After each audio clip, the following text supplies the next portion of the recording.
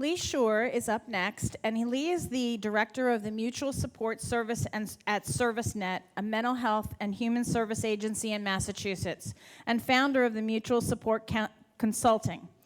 He is a certified peer specialist and uses his personal recovery story to mentor others working through hard times.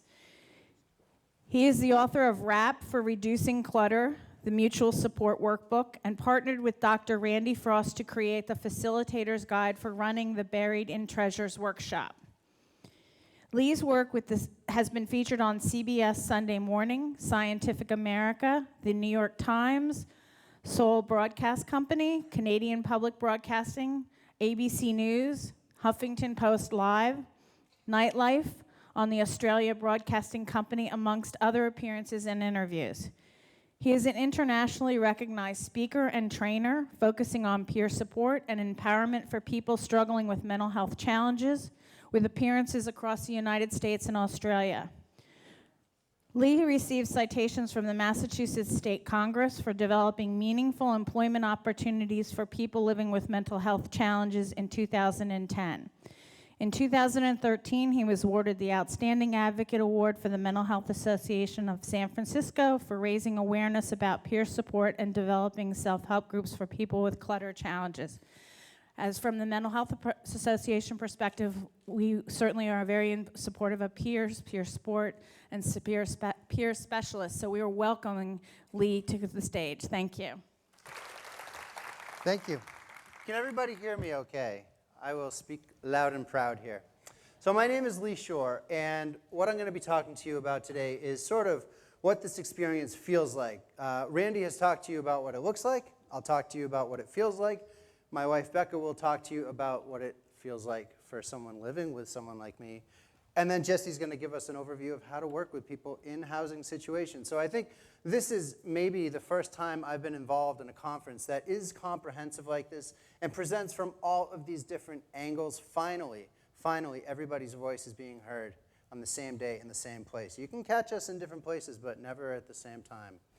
So what I'm going to do is I'm going to walk you through my experience and then how I have worked through some of these things to sort of come out on the other side.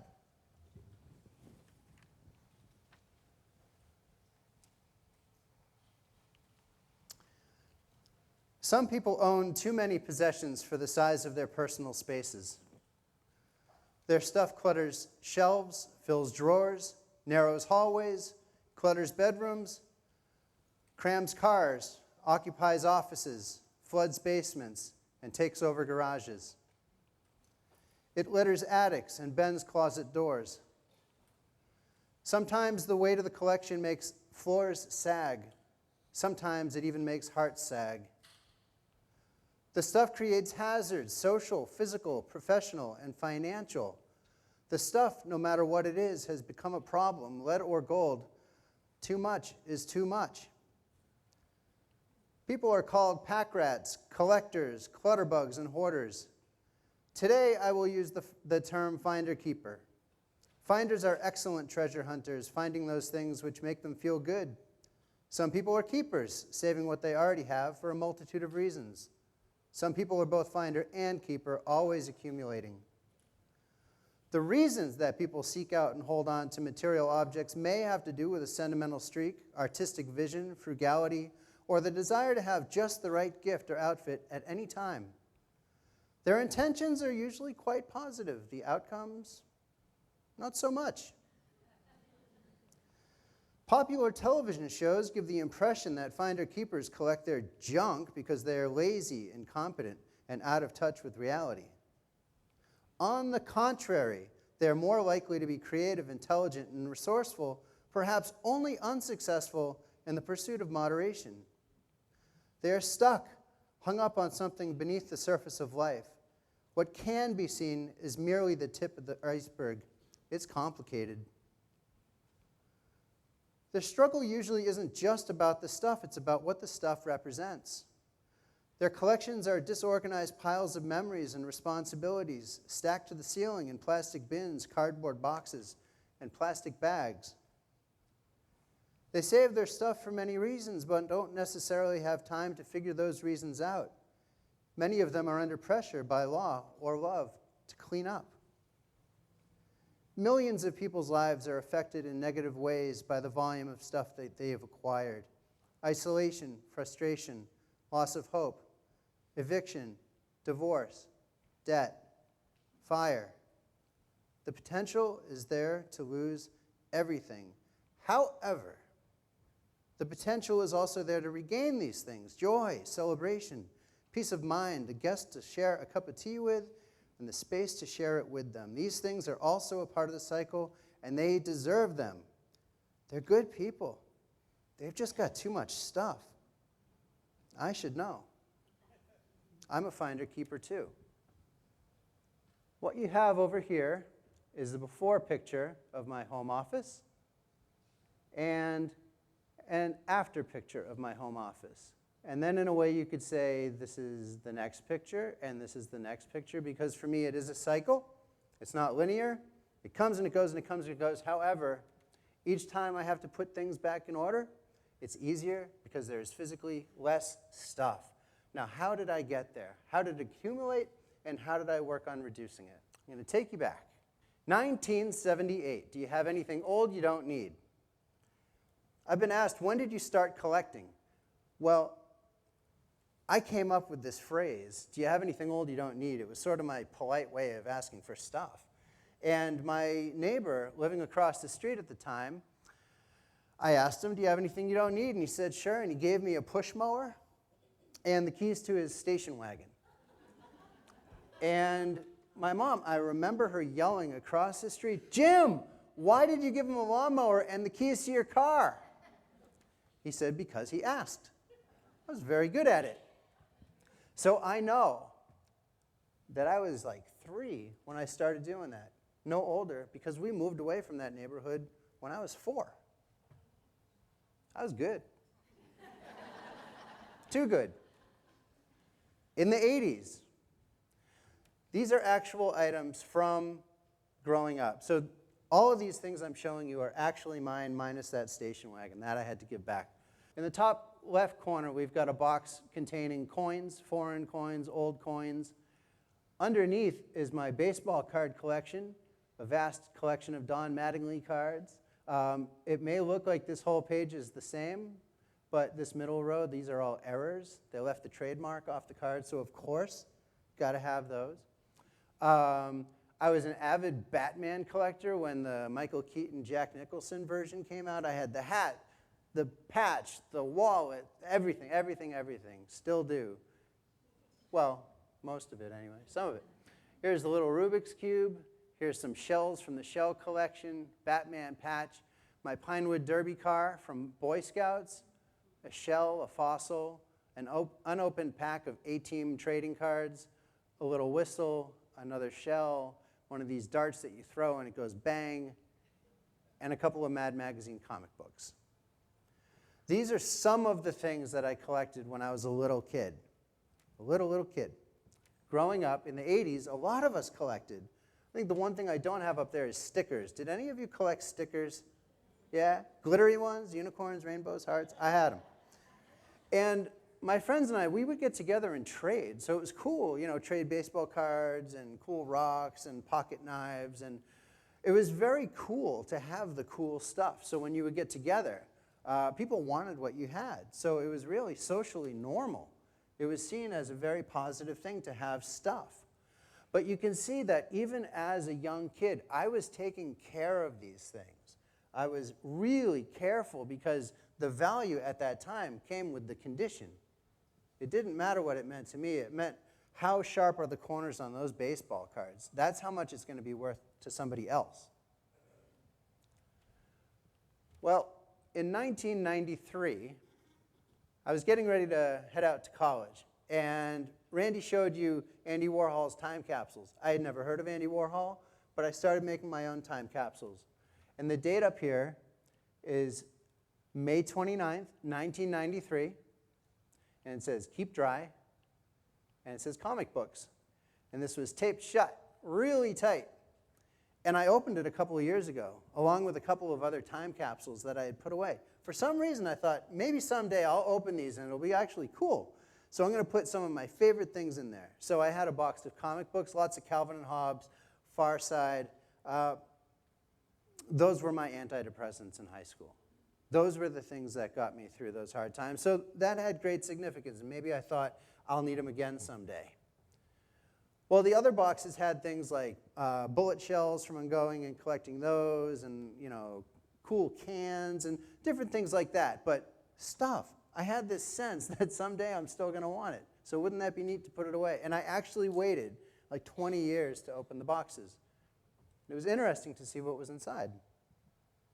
Fast forward to 2000. Now I'm done with a lot of traveling. I'm done with college, and I've moved into my first real apartment. And this is the sort of stuff that I was collecting in 2000. So over here, that's a hair salon chair. Or is it? No, not to me. For me, and this was actually on my bucket list for a long time before I actually was able to create it, I took all the mechanical stuff out of it and put in stereo speakers. So when you sit down, you could listen to music in surround sound. And I also put a little auxiliary jack so that I could plug my electric violin in the back and give someone a concert.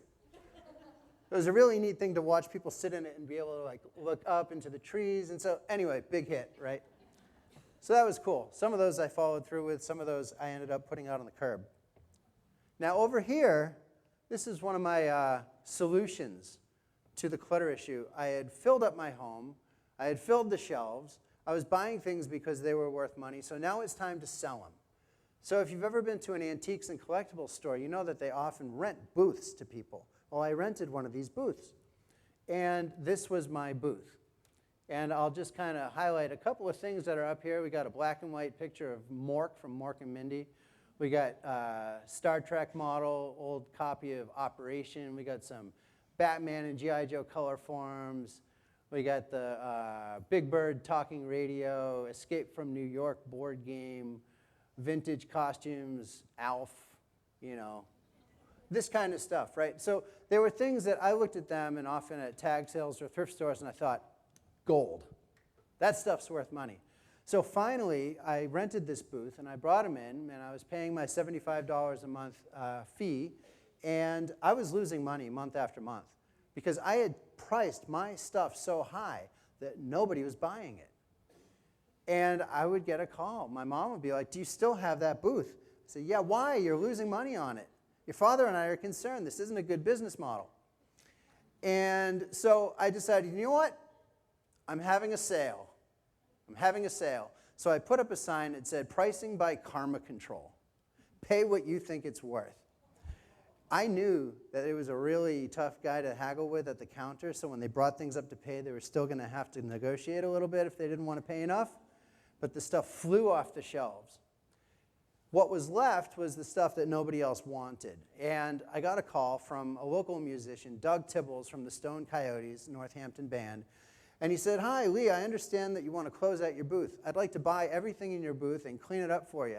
How do you feel about that? I was like, did my parents call you? Is what I was wondering. But it was like the clouds parted, and I was like, sweet. So I was able to close that chapter. I realized that buying things to sell wasn't working out for me. It just wasn't working out. Now, I started working in the mental health field in 2000. 3 years later, I decided that I would share that I have a diagnosis of bipolar disorder. In the mental health field, as you may know, there's a strong taboo about talking about your own stuff and the mental health kind of stuff. And I didn't want it to sort of go through the grapevine that I had shared this with the clients. I really felt like it would be important to address it with my team first. So I said, here's the thing. I've really only told a couple friends, and my family know this about me, but I kind of feel like I can trust you. There are about a dozen people on the team, and I said, I want to let you know that I have this diagnosis, and I think it would be positive to share with people. And the room was split, 51-49 basically. Some people thought it would be a good idea. Others felt, how are people going to be confident in you that you can actually show up for work and do a good job if you have the same illness, if you're broken the same way that they are? Now, I'd worked there for 3 years, barely missed a day, did a great job. Everybody knew me before, but then there's, oh, well, he has a mental illness, so I don't know. Well, the decision was, okay, you know what, when it comes up, why don't you share? That's okay. So a few weeks went by, and I was sitting at the table in the residence of the home I was working in at the time and helping someone with their meds. And he said, "You don't know what it's like to take meds. You don't know what a diagnosis is like. You don't know what the stigma is like." And I was like, "You know what? Actually, I do know what that's like." And he said, "What do you mean?" I said, "Well, I have a diagnosis too." And he said, "What is it?" And I said, "Well, it's bipolar disorder." And I waited for that magic moment. And he looked at me and he's like, "That's nothing." He started to rattle off all the different diagnoses that he had given himself, the ones other people had given him, right or wrong. And I realized in that moment, I'm doing the right thing. I'm not about to try to out-ill him. This is not my license to ill. What I want to do is just let him know there's someone here that gets that piece of his life. So if he wants to talk to me about it, maybe he'll feel a little more comfortable. I almost lost my job for that. And then 2 years later, it became my job. Same agency, culture change, positive persistence. In 2004, Becca and I got married. And when we met, I was living in that apartment when I was still collecting, but that's not what she saw when she came in. She'll tell you more about that. But a year after we'd been married, we moved out of that apartment where we had roommates and into our studio apartment, and this was our dining room at the time. And so really, the realization was that we couldn't both live that way. We couldn't both fit there. And I came home from work one day, and Becca had found a number, actually in our company newsletter. We were both working at the same agency. And it said, basically, "Do you have a problem with clutter? There's help." And it was a study being run by David Tolan, one of the co-authors of Buried in Treasures. And it was about attachment. And she said, "You really need to make this call because we can't live this way. You need to make a decision between the relationship and your stuff." And it should have been an easy answer, right? Well, it was tough. I had a lot to lose. What if I lost both in the end? So I really had to make that decision and live with it. Well, I did decide to accept help. So a couple of students came over and they interviewed me about the kinds of things that I was collecting and why. And I walked them through and they said, "We want you to choose one item. And I said, "Okay. I'm going to pick a shirt, a special shirt that I wore the first time I played a live concert." And they said, "Well, okay, we're going to take it and we want you to keep track this week of how you're feeling. Write down scale 1 to 10 in 5 minutes, 15 minutes, then an hour, every 2 hours. And eventually when we come back, we want you to have tracked your level of distress. How bad do you think it's going to be?" And I said, "Right now I'm feeling a 10 out of 10 at least," and 10 being worse than death, essentially. "How do you think you're going to feel when we come back?" And I said, "At least as bad." Well, at first, they left, and I truly was devastated. I mean, this hit me like a ton of bricks. And I was absolutely devastated, but not for long. Not for long. After a couple of days, my distress level actually started to dip. I actually started to feel better, positive, moving forward. This was an extremely big moment for me because it broke that spell. It broke that spell that if I don't have this stuff, I don't have me, I don't have my past, I don't have these things. Well, it became a new high for me. In the past, finding the treasures was the exhilaration. Now, actually letting them go is giving me that thrill. There's a different kind of thrill that's coming with letting them go. So that was my big turning point. 2007, I joined the Western Mass Hoarding Task Force. And it was a year of sitting there silently, not sharing my own experience before I decided to self-disclose.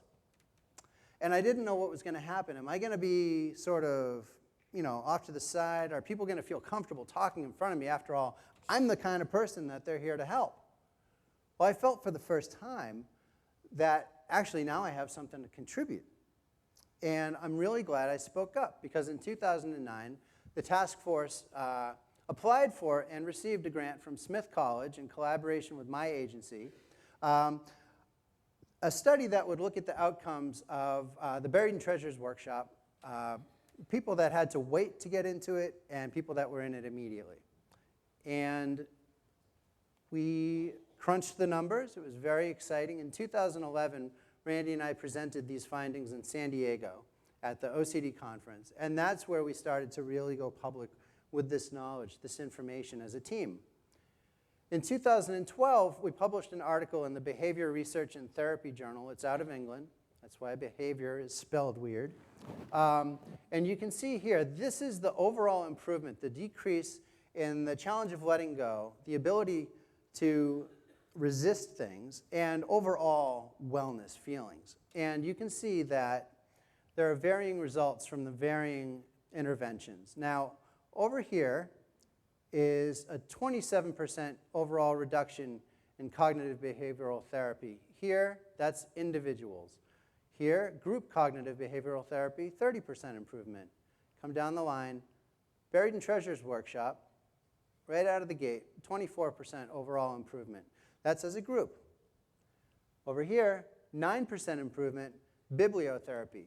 So the difference between people having the book and working on it alone and doing it in a group with peer support was the difference between a 9% improvement and a 24% improvement. Now in 2013, folks that had been through the Buried in Treasures workshop, who had gone from keeping this very secret, very private, very quiet, decided that they were ready to start to share. And we held a conference in Greenfield, Massachusetts, and Randy and I talked about Buried in Treasures, but then we had a panel of people that had been through the program talking about their experiences, rallying support in the community for this workshop. One way or another, we heard from the Soul Broadcasting System. They were interested in talking to Randy about the book stuff, and he said, talk to Lee, and I said, you got to talk to these folks up here. We ended up doing an episode with them, and I'm going to play you a clip that didn't make it into the show, but was one of the interviews that was done. And the interviewer from South Korea, Mia, she's sitting in the middle. It's hard to see her. And on the left, the person that's going to be speaking is Lil. She's 90 years old now, still rocking out, working on her clutter. The question to her is, how has this affected your family? I'm more upset that I'm not giving my husband and my son a nice home. The fact that my home is so cluttered that they don't have space, that bothers me very much. I feel very bad about that. And I don't know how long I'm going to live. And when I die, I'm leaving them this big problem. And that bothers me. I would like to not leave them a problem. So that troubles me. That's very troubling for me. Did you have some sort of trouble, the relationship with your son and? No, my son and my husband are very kind people, and they understand that it's not what I want. They understand that it's a struggle for me, and I struggle with it, and they are very empathetic. But they're nice. They're just nice people. I'm very lucky. Okay, and tell me about your career, profession. Oh, I was a psychotherapist. It's tricky having a psychotherapist in your support group, I'll tell you. There's a lot of questions that come back to me as a facilitator. But what she's talking about is that support system at home, and it's really special, and she's kind of our hero. Well, in 2014, our group was featured again on CBS Sunday Morning. Talked a lot about Buried in Treasures and other ways that we support each other. 2014, Becca and I were down in Australia, training in Sydney and Brisbane. While we were down there, we were asked to do a television interview. It was going to be very positive, talk about our work together and overcoming the challenges. This is how it actually went. Well, they're messy, sentimental, and they think that all trash is treasure. But the mounds of rubbish and junk collected by addictive hoarders is costing the nation $1.8 billion a year. Here's Hannah Maguire. To the average eye, it's a stinking pile of junk. But to a hoarder, it's a lifetime of memories they never want to let go. Art and art supplies and instruments and bobbleheads and action figures. Lee Shuer calls himself a recovering finder-keeper. He was diagnosed with hoarding disorder 9 years ago. His house was cluttered with boxes and boxes of stuff. And it flowed down the hall and then into the closets, into the kitchen, into the cupboards, up on top of the cupboards, into the basement, into the attic, into the yard, onto the porch, into my car. Lee's wife Becca only found out about his large collection after they were married and moved moved into a tiny studio apartment. If I wanted to get into a cabinet to get something, I would be climbing over piles and mounds of items. Becca was forced to give Lee an ultimatum. I knew I had a problem when my wife said, you have to choose between me and the stuff. The wake-up call he needed to seek help. But Lee isn't alone. There's more than 600,000 more Australians who also suffer hoarding disease, and plenty more places that look like this. It's a disease that costs Australia $1.8 billion each year in cleaning, but it's also costing lives. 1 in 3 fire deaths this year were caused by hoarding. It's a mental illness that needs urgent treatment. Motivate the person to seek help and recognize that they have a problem, because quite a few sufferers will not recognize that they have a problem. Hannah Maguire, 10 Eyewitness News. It's a beautiful. Before he said the best thing in the world, I hit stop on the video recorder, but he said, well, it's a beautiful day for hoarding or anything else you want to do. Going over to the weather desk now. It was the best transition. I'm really bummed that I didn't get it, but that was tough. That was tough because they said it was going to be this really positive story, and it was well produced, but you can see what happens when your words are taken out of context. That's why I think interviews are exhausting, because I'm always thinking if they only take half of this sentence and present it as the whole story, how is it going to sound? So they go for the dramatic. They missed a lot of things that were important to us, but still, at least you saw a couple that was still happy, even though they had been struggling with this. 2014, the second edition of Buried Treasures, and we put out the facilitator guide, which is available at ocfoundation.org. Also published Rap for Reducing Clutter this year. We'll talk about that more in the peer support breakout session. Just gave away that push mower. That's the actual push mower. Really never mowed a blade of grass with it except to put it in the backyard, and I gave it to my roommate that I was living with back in 2000 that I was really driving up the wall. I gave that to him. And so the push mower is finally out of my life. 2015, we come here today to take on the clutter monster of Atlantic County. So what gives the clutter monster such power? Attachment. What I'm going to do is I'm going to break down the finding keeping challenge into these different domains. And I'll explain them as we go through them.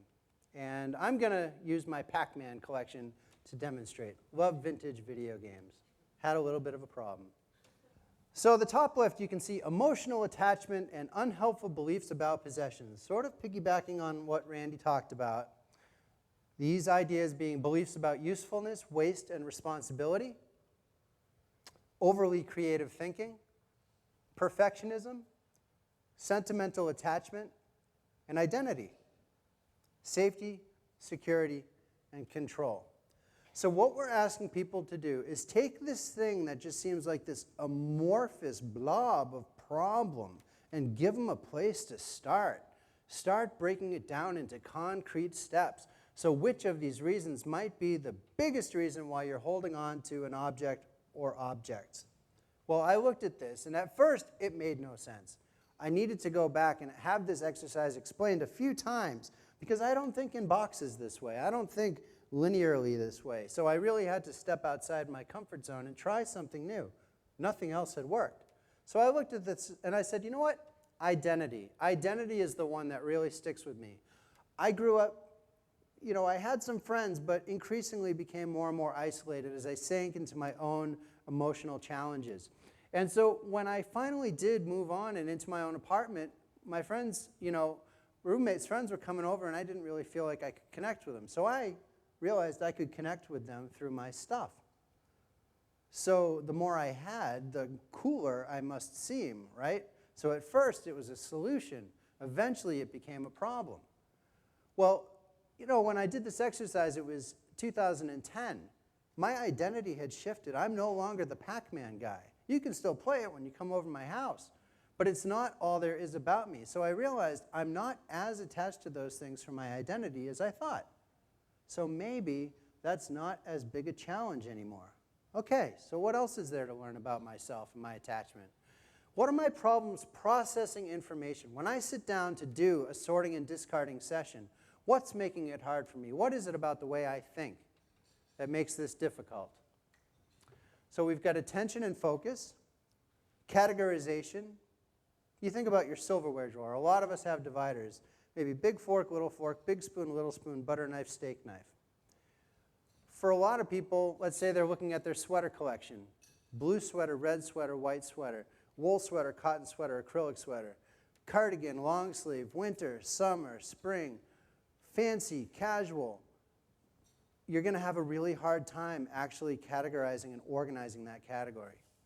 So that can be a very challenging thing. Decision making. Where does it go? What do I do with it? Memory. Like that envelope with the notes on it from that day. If I give this away, will I forget that experience?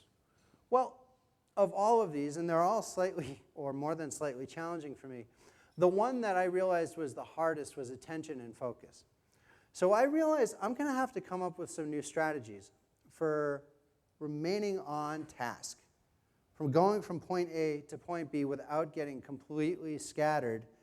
And a half an hour later, which was my goal, I've done nothing. Much like the churning, what I was realizing was that every Atari game came with a little book and a little mythology story about that game. So I would find the little pamphlet about Centipede, and I would start reading about the elves in the forest and the magic wand and the evil spiders, and there you go, a half an hour is gone. I did nothing. I realized I'm going to have to be more strategic about it. Maybe what I'll do is if I come to something interesting, I'll put it aside and I'll look at it afterwards. That helped a lot. One of the tools in Buried in Treasures that I find very helpful is using a timer, but not just using a timer for the timer's sake.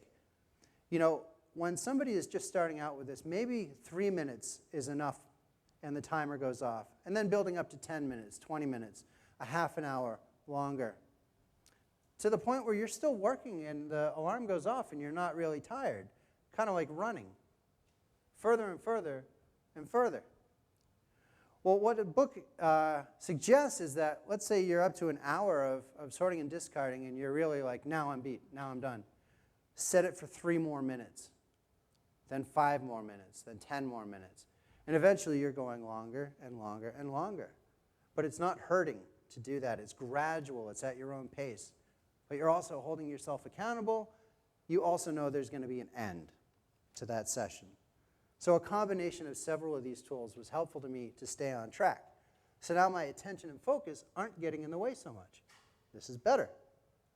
I had no idea I could do that. Reinforcement. So when I think about making these decisions, what is it about this process that's most important for me? Is it about feeling good to acquire the item or worrying that I'll feel bad if I discard the item? I realized that I was really concerned about letting it go. When I did this exercise, I had already put the brakes on the acquiring. Remember, I'm 5 years into my personal recovery at this point, and I've said, you know, the first thing I have to do is sort of turn the tap. I've got to reduce what's coming in.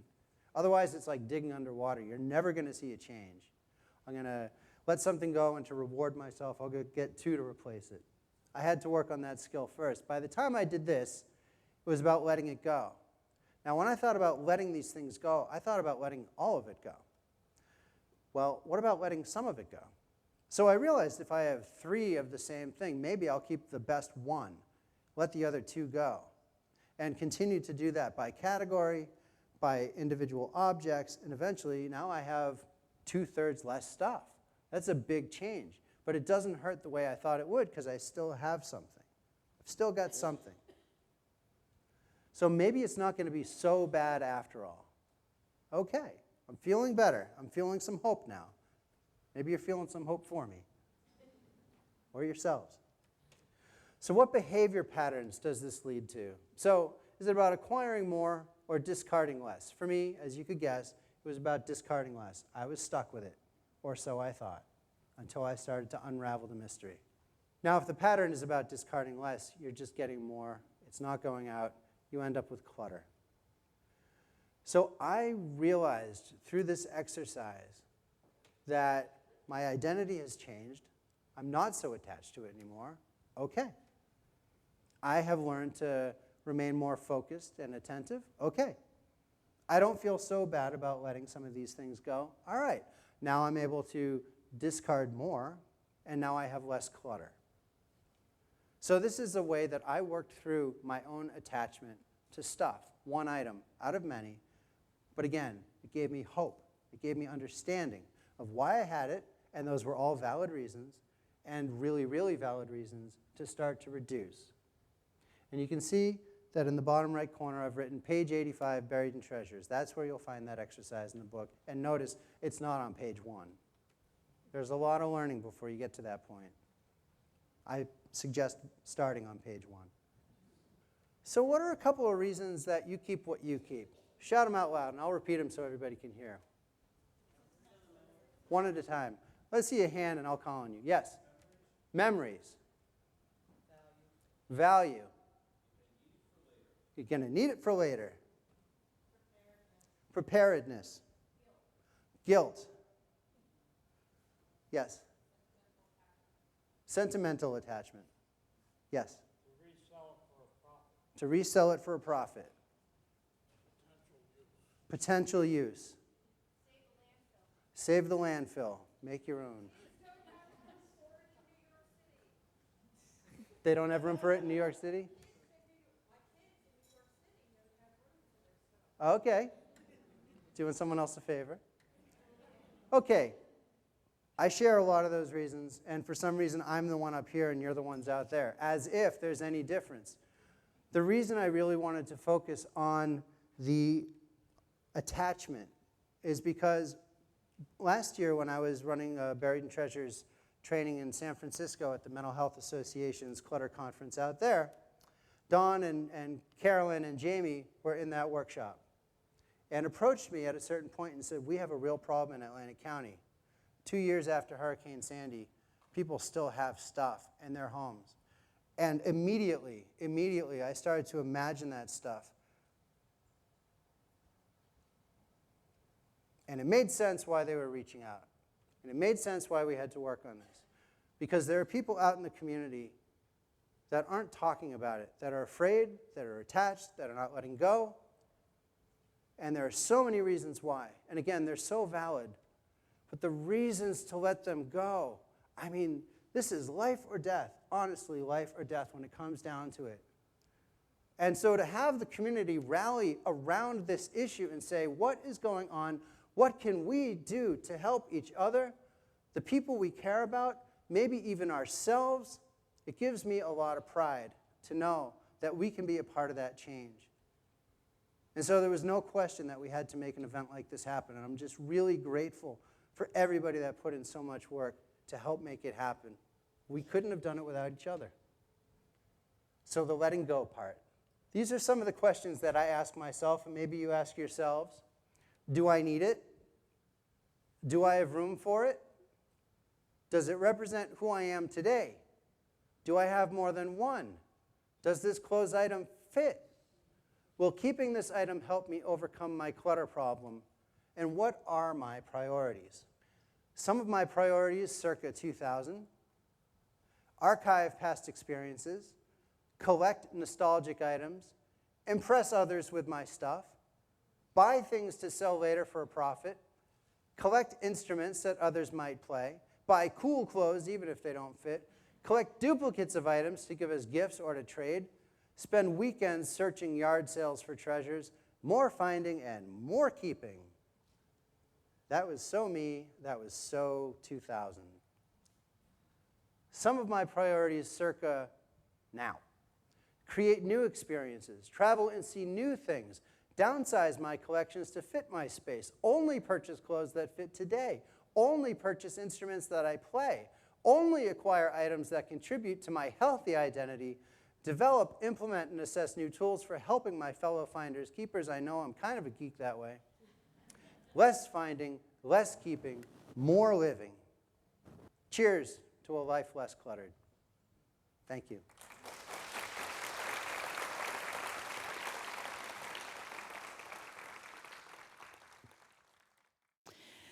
So we've heard now from Lee about his own personal perspective, but now we're going to introduce Rebecca Shuer, and she is going to talk about what it's like living with someone with hoarding disorder.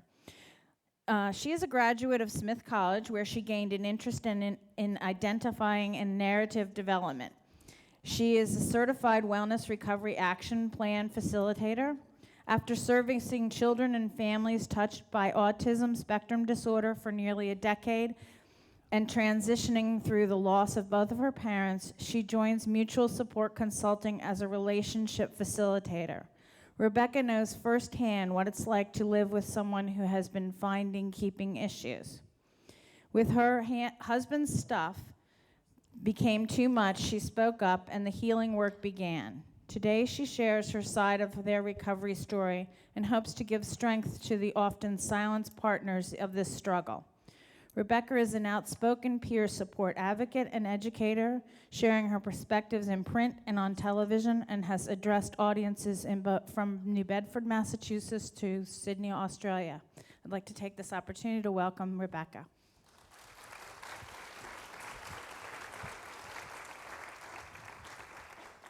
Thank you so much. Can everyone hear me now? Sounds like it. Okay, great.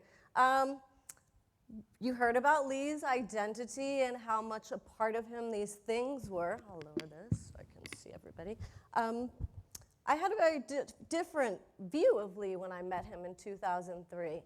He had a lot of stuff. He lived in what I call a rock boy apartment. They were about 3 musicians in their late 20s, maybe 4 people then, and stuff was everywhere. There was a 33-foot long hallway when you walked into the apartment, and it was cluttered on every side, basically. So you had a little path you could squeeze through and go in, and they had what was called a museum room in the apartment. Now, little did I know that what was in the museum room belonged to my husband solely.